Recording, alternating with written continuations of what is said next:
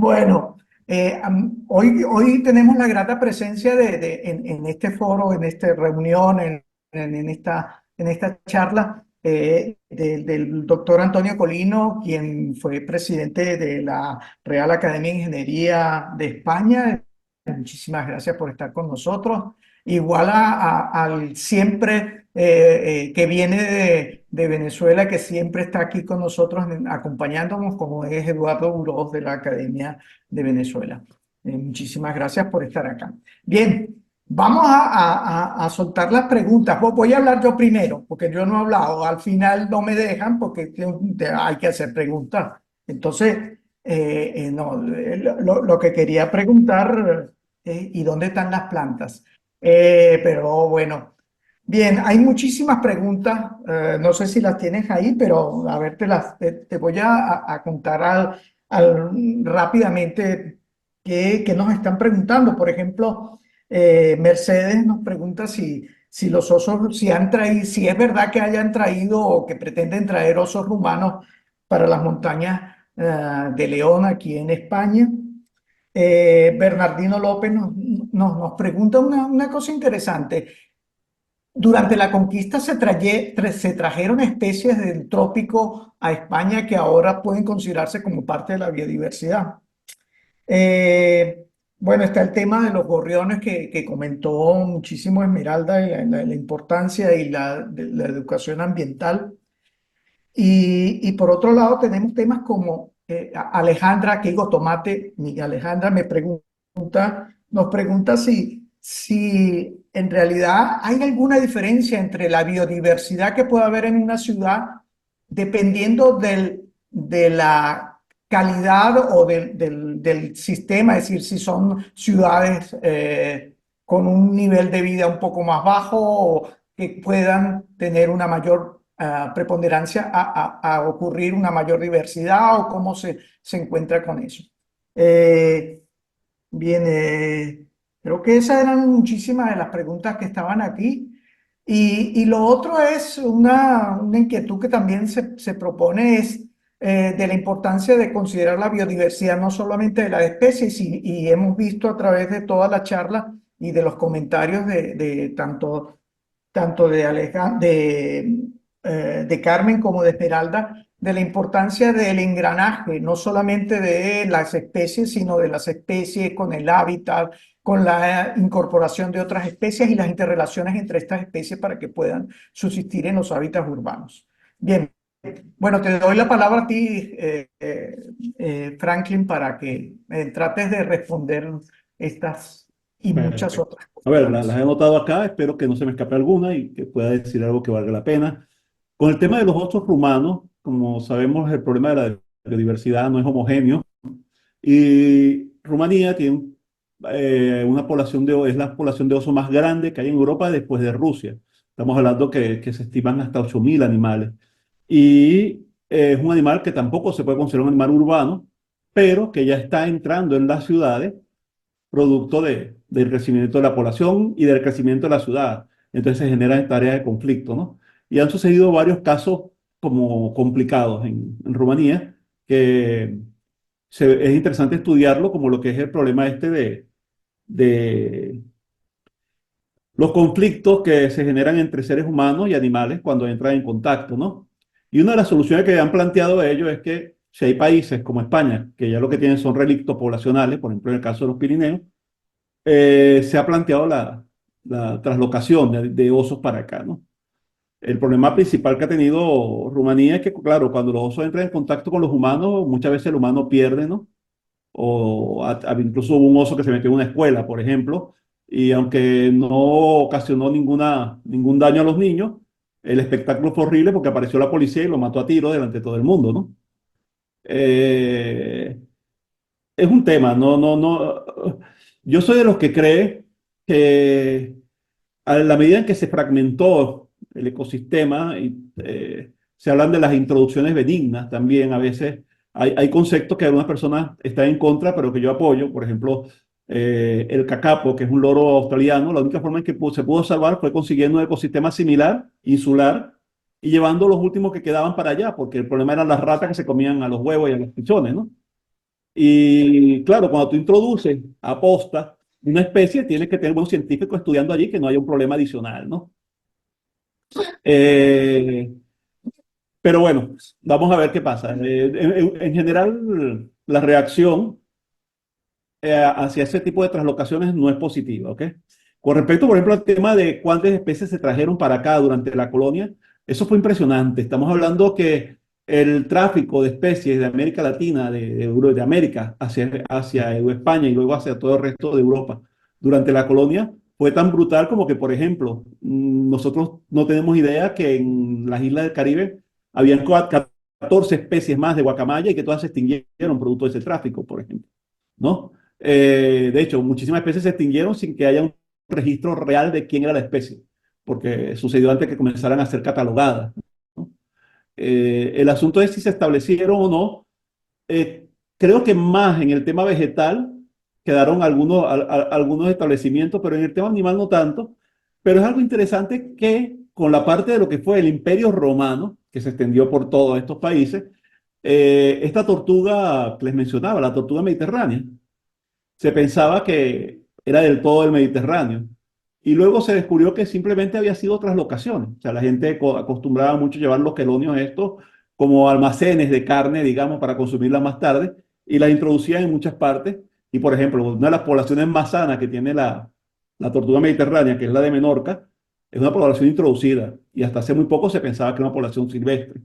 Y de hecho se le valora y se le respeta porque cuando estás hablando de especies en peligro, das gracias a tener estos relictos.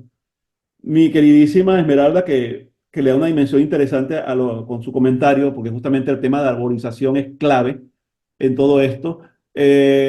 Acá en las ciudades se favoreció incluso introducir especies latinoamericanas, principalmente una que es del género Platanus, que además genera un problema gravísimo de salud porque el 80% de la gente le tiene alergia pero es súper resistente a la contaminación. Y entonces funcionaba muy bien en las ciudades.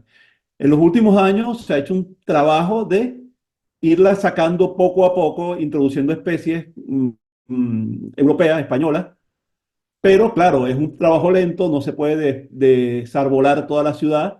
Incluso hay unos lugares como el Paseo de Gracia, que es súper emblemático y que estos sicomoros están como el árbol emblemático de esa zona donde se van a dejar como relictos, ¿no? Pero se trata de un trabajo que lo van a hacer a largo en décadas, en la sustitución de los plátanos. Y el tema de los gorriones, ¿sabes qué es interesante? Acá en Europa está pasando justo lo contrario, ¿no? En España ya se perdió el 20% de toda la población global. El gorrión era uno de los aves con mayores tamaños poblacionales en toda Europa. Y desde hace un tiempo está decreciendo en toda la distribución, pero al mismo tiempo se está estableciendo en otros países, ¿no? Y, por ejemplo, en el caso de Venezuela, que es un ecosistema tropical, le ha resultado bastante sabroso, ¿no? Lo que yo siempre planteo en esto, que es importantísimo, es investigar, ¿no? Realmente es tratar de entender qué impacto posible tienen estas especies. A veces estamos hablando de que son nichos vacíos, y esta especie de repente lo llena y se convierte en parte de la trama y entonces, bueno, a ver, aceptas incluso ese tipo de cosas, ¿no? Intervenir la naturaleza no es tan fácil. Uno de los problemas de destruir la naturaleza es que arreglarla no es tan fácil, ¿no? Por ejemplo, encontramos, cuando estábamos haciendo los trabajos, por lo menos el caimán del Orinoco, que en muchos lugares donde desapareció el caimán del Orinoco, aumentó la biomasa de baba, ¿no? Entonces, ¿qué pasa? Tienes el nicho ecológico disponible para introducir los caimanes. Ahora lo estás reproduciendo, lo estás conservando, pero de repente cuando lo vas a introducir, las babas pueden haber. Y esto es una forma muy fea de hablar, porque en ecólogos el tema del nicho ecológico es particularmente delicado, ¿no? Pero pasan cosas como esa. Entonces, tanto acá hay que tratar de entender qué está pasando con el declive de los gorriones. Mucha gente ha querido echarle el muerto a la cotorra argentina, porque son como los chicos malos, el malo tradicional, ¿no? Una especie invasora. Y en el caso de Venezuela, no solamente tenemos el gorrión, tenemos algunas cuantas especies relativamente agresivas que se están estableciendo, ¿no? Pero muchas de ellas incluso desaparecen por sí solas también, ¿no? O algunas, por ejemplo, como el perico este de la India, el clameri, que realmente no sale de las ciudades y está en bajísimas densidades, ¿no? Creo que muchas veces tiene que ver con el efecto fundador también, cuántos animales llegaron, por ejemplo. Entonces, si son animales que no tienen ninguna diversidad genética, de repente les cuesta. La investigación, yo creo que las personas creen que los biólogos no servimos para mucho, yo creo que sí servimos para bastante, así que a ver qué está pasando, ¿no? En cuanto a la zona, a la diferencia entre las zonas desfavorecidas en las ciudades con respecto a las zonas más favorecidas, sí hay diferencias, lamentablemente, ¿no? Pero son como consecuencias secundarias, que es el tema de el arbolado, por ejemplo. Los parques en las zonas, digamos, de buenos niveles de ingreso económico, socioeconómico, hay más zonas verdes y las arboladas se respetan más, o sea, están más hay más planificación urbana en general. Que uno de los problemas graves, aquí estamos hablando también de que hay arquitectos y urbanistas, es que las zonas populares muchas veces no tienen ningún nivel de planificación y en dado caso cuando se planifican se hacen en formas como masificación, ¿no? Hacer concreto y meter en cajita a las personas, ¿no? Y no podemos negar también el tema de la parte educativa, ¿no? En general, estas zonas están mejores cuidadas, las partes verdes, o sea, que sí hay diferencia, lamentablemente, pero bueno, a ver, no creo que debamos estigmatizar y decir esto es porque las zonas pobres, estamos hablando de que son problemas, a ver, al lado del problema del cambio climático y biodiversidad y todo esto, está clarísimo que el problema más grave que enfrenta el planeta y la humanidad en este instante es la pobreza, ¿ok? Eso tiene impacto en todos los niveles. Y por eso son importantes, alguien hablaba ahí de los enfoques multidisciplinarios y multidimensionales, ¿no? Y por eso que me gusta que, como nos dice Esmeralda, el tema del arbolado, o nos dice Carmen el tema del insecto, ¿no? Y ahí entra en otra cosa que alguien decía muy interesante y es que deberíamos concentrarnos en conservar y dar importancia a la biodiversidad como colectivo, como complejo y no como especies, ¿no? Y resulta ser que yo justamente he trabajado casi toda mi vida en lo contrario. Yo trabajo con un concepto que es lo que se llama las especies emblemáticas y es que tú utilizas a especies carismáticas que ya están como posicionadas en el imaginario de las personas y están como predispuestas a quererlas y a conservarlas, ¿no? Mientras que hay otras, como las cucarachas que mencionabas por allí, que la gente está totalmente predispuesta al odio y a matarla, ¿no? Entonces tú muchas veces trabajas con estas especies como una forma de entrar, que es lo importante, no perder de vista que esto es una especie que forma parte de un ecosistema que tiene interacciones con otras especies, ¿no? Y algo también que muchas de las especies carismáticas son las más grandes y las más bellas, mamíferos y aves, por ejemplo. Pero también son las que tienen los home runs, las áreas de distribuciones más grandes. O sea que muchas veces cuando conservas a estas especies, dentro de ese paraguas, también se llaman las especies paraguas, las especies, se incluyen otra cantidad de especies. O sea, realmente si queremos, mira, esta cucaracha está amenazada, por favor, hay que conservarla, va a ser bastante difícil que la gente se lo trague, ¿no? Pero de repente es más fácil decir a la gente, mira qué pajarito más bonito, ¿no? Que además está culturalmente muy ligado a los cuentos de hadas, etcétera, etcétera, ¿no? Son diferentes enfoques. Yo creo que lo importante es ponerlos en práctica todos, también investigar, ¿ok? Aplicar diferentes enfoques y ver cuáles nos dan mejores resultados. Yo no creo que ninguno sea mejor que otro, quizás algunos son más efectivos a corto plazo, pero a largo plazo, como mencionaba también alguien por allí, lo importante es lograr que el ser humano entienda cuál es su vínculo con la biodiversidad, lo que decía Carmen, o que entendamos realmente la dimensión de que no somos una isla, que estamos hablando de que estamos interconectados, ¿no? Y alguien me preguntaba también sobre el tema del concepto de las bioislas. Las islas biológicas sucede mucho en el tema de las ciudades, ¿ok? Estamos hablando que estos parques tienden a convertirse en islas porque están rodeados de carreteras, edificios, zonas muy urbanizadas, ¿no? Uno de los problemas que tenemos también es que el pavimento que colocamos en las ciudades tiende a matar el suelo, ¿no? Que es otra cosa, así como dejamos afuera las plantas y a los insectos, también dejamos afuera el suelo, ¿no? Y gran parte de estas inundaciones se debe a que nos encanta, pero bueno, sellar el suelo y después cuando vienen las lluvias torrenciales tenemos otro problema, ¿no? Y entonces se convierten en isla. Y eso lo estudiamos, lo que más se está estudiando aquí en Barcelona, de hecho, es el efecto isla que tienen estos parques.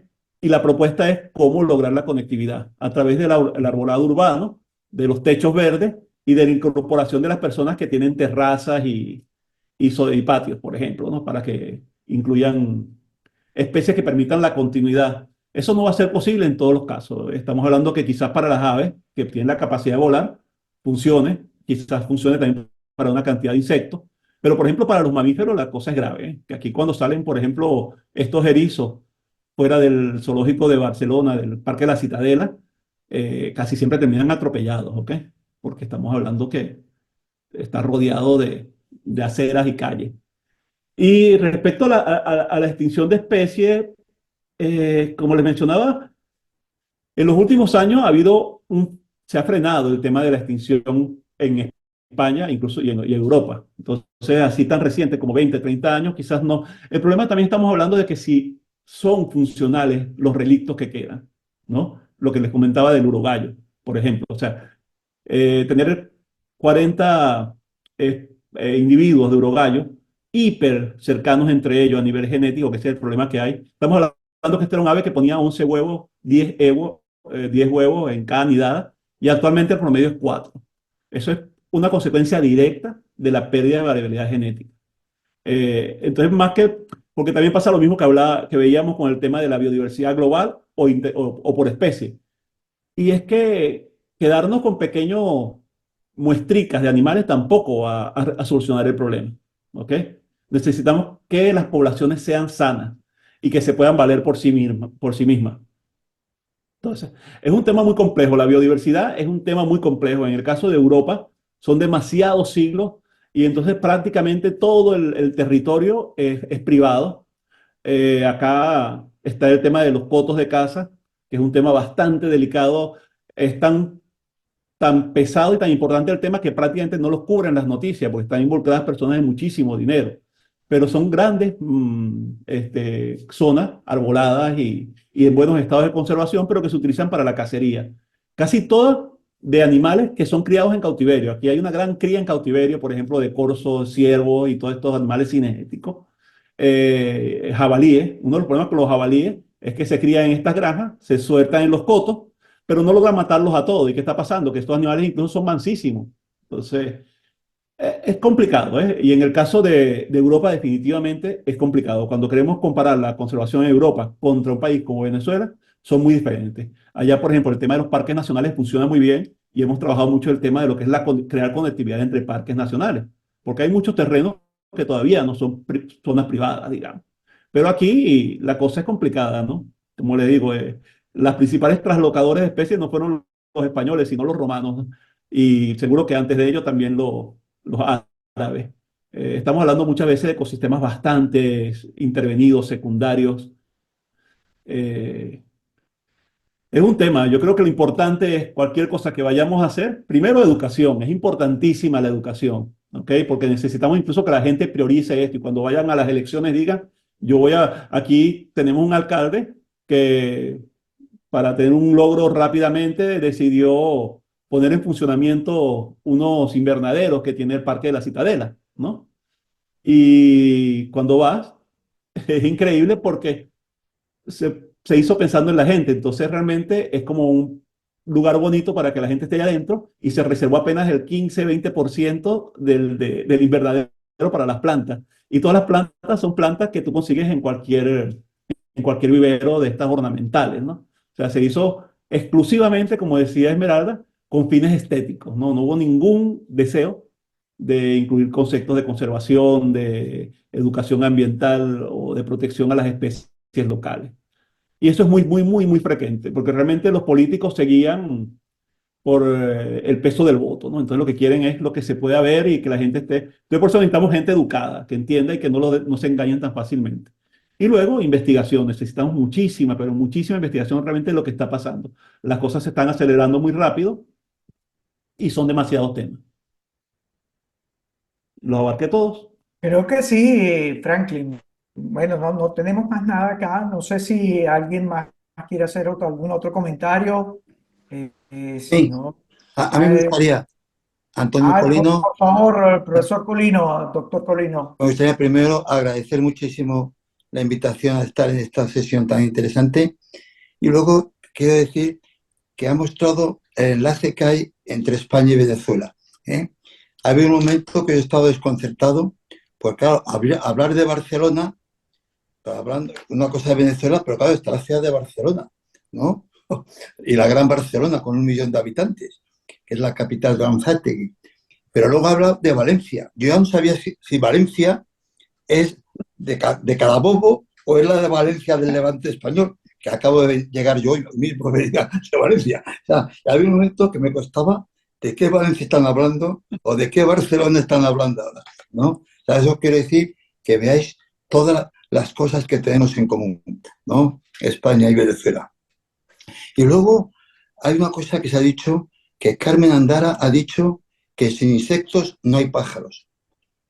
Uno de los grandes temas que tenemos en la Academia de Ingeniería, que engloba todas las ingenierías, es que siempre se habla de la inteligencia artificial, del espacio, satélites, las nuevas tecnologías, nanotecnología, y siempre nos dicen los pobrecillos ingenieros de montes que están siempre apartados, que claro, que si no hubiera musgos, ni helechos, ni líquenes, no habría vida. Y no nos haría falta ni la televisión, ni internet, ni los ordenadores, ni los aviones. O sea, que cuidemos los musgos, los líquenes y los helechos, porque si no, no habría vida. Como ha contado Carmen, que sin insectos no hay pájaros. Pero es que sin pájaros tampoco estaríamos nosotros. O sea, que es una cadena que muchas veces nos fijamos en los últimos escalones y nadie cuida los primeros escalones, que son fundamentales, porque no habría los otros, ¿no? Aunque muchísimas gracias y espero que sigamos cooperando entre España y Venezuela. Y alguna vez he dicho yo que nos gustaría que colaboráramos todos los países que tenemos tantas cosas en común, ¿no? Si consiguiéramos que en estas reuniones, bueno, Eduardo Buroz no, me está oyendo esto ya por 150 veces, ¿no? Es todas las academias que tienen las mismas costumbres y el mismo idioma, podríamos unirnos, porque entonces seríamos la academia más grande del mundo, ¿eh? Y entonces tenemos muchas cosas que harían muy fácil lo mismo. Con que muchísimas gracias y seguiremos colaborando con todos vosotros. Bueno, Eduardo, te toca a ti responder también ahora. Eduardo, sí, por... Buenos días a Burov. todos. Y, hombre, va a parecer muy extraño lo que voy a decir, pero el nombre de la ciudad de Valencia en Venezuela es Valencia del Rey. Tiene ese apelativo. Así casi todas nuestras ciudades, por ejemplo, la ciudad de Barquisimeto es Nueva Segovia de Barquisimeto.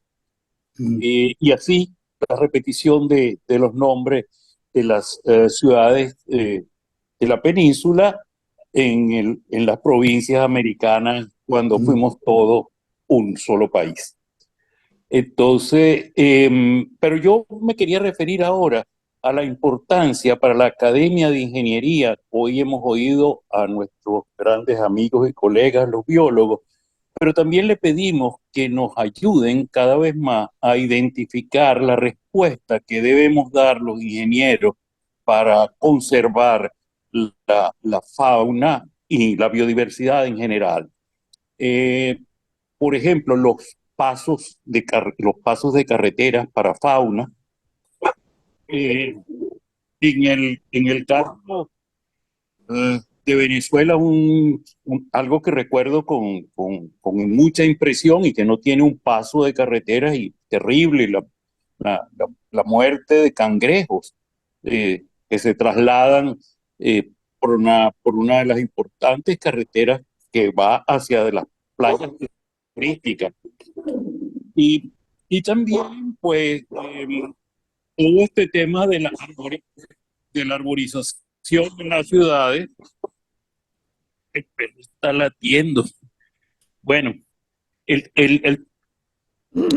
sí, el tema de la arborización de las ciudades, el tema de los techos verdes, de las paredes verdes, de las columnas de puentes que ahora también pueden ser verdes.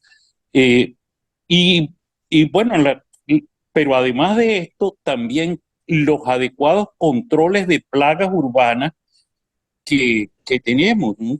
Las ratas, por ejemplo, que son un problema. Recuerdo todo lo del el tema de los metros, del metro de Caracas, tiene que tener un sistema de, de control de ratas porque se comen los cables o los muerden, provocan accidentes de ese tipo, ¿no?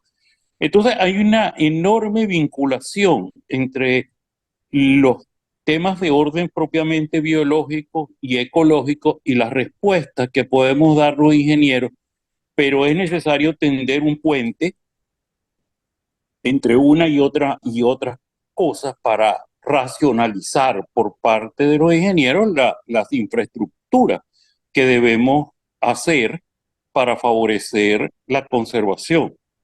Y ese es un tema que creo que tenemos que atender y que tenemos que atenderlo de modo conjunto.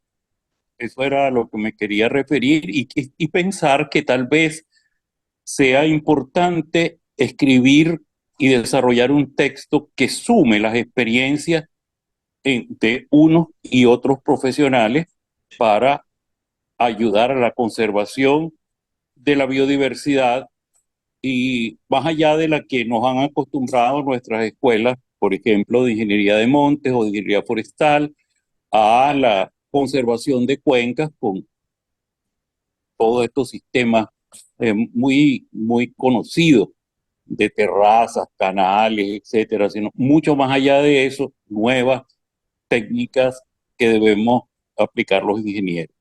Era eso lo que quería referirme. Muchísimas gracias por esta oportunidad y un gran saludo para nuestro colega, el doctor Antonio Colín. Gracias. Bueno, muchísimas gracias, Eduardo. Muchísimas gracias a toda la audiencia que está hoy aquí y que se ha mantenido para oír esta experiencia de vida, que va mucho más allá de ser expertos en algo. Y como decías, yo, aprender un poquito cada vez de cada cosa. Ahora dejamos de ser especialistas y creo que lo importante es ser generalistas, ¿no? Y yo les decía la última vez que uno se convierte ahora en generalista del cambio climático, por ejemplo, porque tiene que aprender muchas otras cosas y no solamente una especialidad. Bien, le paso la palabra a Carmelo para que dé cierre a esta maravillosa charla. Carmelo. Aquí estoy, Ah, aquí estoy. Pues creo que en primer lugar tengo que agradecer a los ponentes, comentaristas y al moderador por la transparencia y con la calidad con que han llevado adelante esta reunión. Gracias a Franklin por tu ponencia, a Carmen Andara, nuestra ya miembro de la Comisión España, a Esmeralda, bienvenida, y por supuesto a Eulogio, porque siempre lo hace con mucho tino. Pues hemos aprendido hoy que el planeta está sufriendo un proceso acelerado de pérdida de biodiversidad y que desde ámbitos científicos se comienza a describir lo que llaman la sexta extinción en relación a los procesos anteriores que acabaron con buena parte de la especie viva.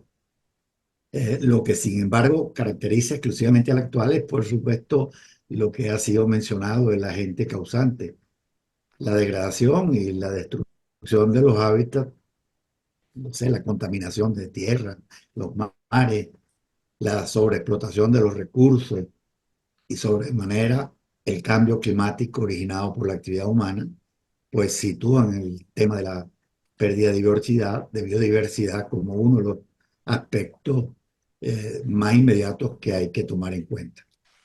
Este es un escenario que exige cada vez mayor medida y con mayor urgencia una intervención para atajar el problema, actuando desde todos los ámbitos, como lo acaba de decir Eulogio, desde una perspectiva de complejidad, particularmente lo que constituye al ecosistema del que nos hemos dotado la mayoría de las personas para desarrollar nuestra vida, los pueblos, las ciudades.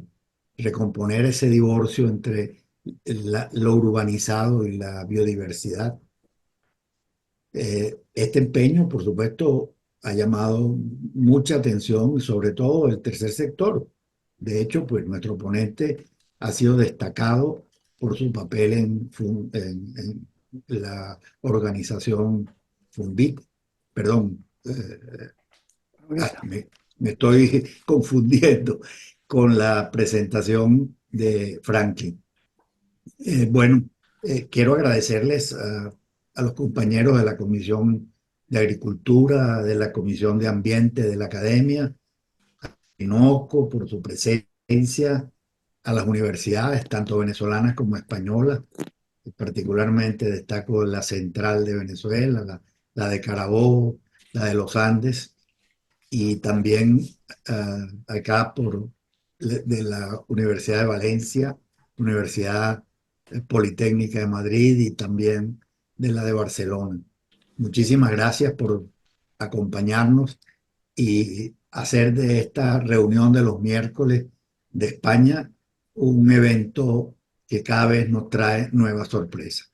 A nuestro presidente Manuel Torres, agradecerle siempre el liderazgo y la compañía, la orientación que siempre nos da.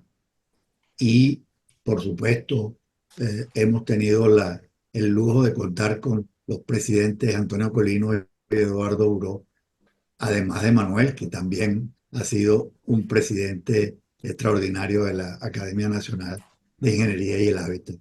Pues sin más, quiero agradecerles a todos los asistentes la generosidad de su tiempo y la oportunidad de reforzar nuestra tarea de unir cada vez más en materia de ciencia y tecnología a España y Venezuela, para beneficio de ambos países y para beneficio de todo el planeta.